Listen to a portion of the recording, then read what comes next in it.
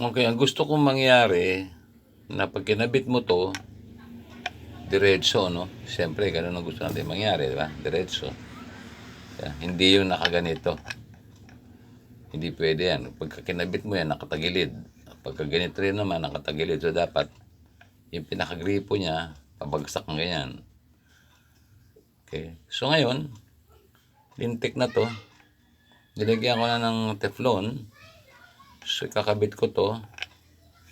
Diba? Dito ko sisimulan na. Babaw. Ikutin mo.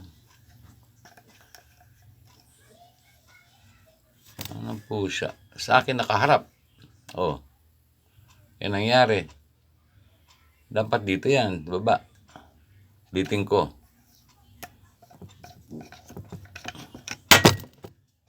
Okay. So, kanina, pag ganyan ko pinasok, tatagilid ko naman ngayon. Tatagilid, ha? Kutin mo. Higpitan natin. Ah, po.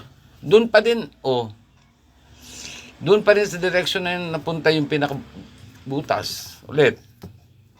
Kaya na pa ako rito eh.